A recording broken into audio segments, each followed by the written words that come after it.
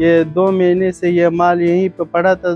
बारिशें तब माल कोई बिकने न आता, कोई न जाता था।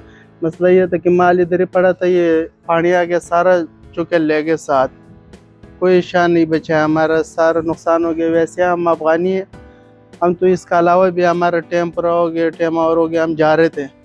तो आप ये सैलाब ने हमारा हालात ज़िंदगी आप खुद देख रहे हो क्या हालात हमारी बन गए।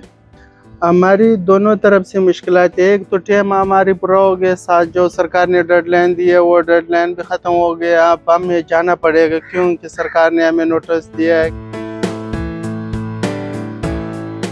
हम इधर मजबूर हो के इधर रुके, ऊपर सेट से पानी आया, ऊपर से बारिश हो रहा।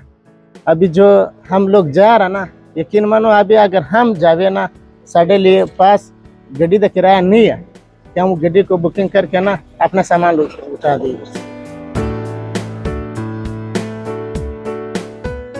तकरीबन 9 साल का बच्चा था, हम इधर आया 9 साल के 2007 के बाद हम इधर ही टाइम गुजारे। सैलाब आने से ना इधर जो साढ़े जान पहचान लोग है ना, वो माल भर के रखे गोदाम में ना, सैलाब आके लेकर गया। तकरीबन 20 से 30 लाख तक लोगों का नुकसान हुआ। हुकूमत की तरफ से ये मुतालिबा है साढ़ा कि मुझे कम से कम इतने टाइम तो मुझे दे देवे हुकूमत ना, कि ये अपना सफाई में कर लेवे। जो नुकसान हुआ लोगों का, अभी भी पानी के बीच माल डूबे, पानी कम हो गया ना, ताकि वो समझ आवे कि है या पानी साथ लेकर गया। अभी साढ़ा पानी नहीं पहुंचा ना, माल पिया, ताकि ये अपना में मशीनरी या माल है ना, ये अपना हिसाब से मैं बेचे, मजबूरी के तौर पे मैं ना बेचे इसको। 52 साल हमने इधर वक्त गुजारा है।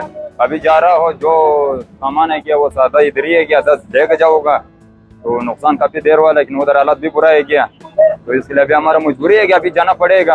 अपना मत क्या, हम मत से भी राजी है क्या, हम से भी बहुत राजी है क्या, उधर हमारा जगह है नहीं, लेकिन हमने जाना पड़ेगा, अभी मजबूरी है, क्या करना है।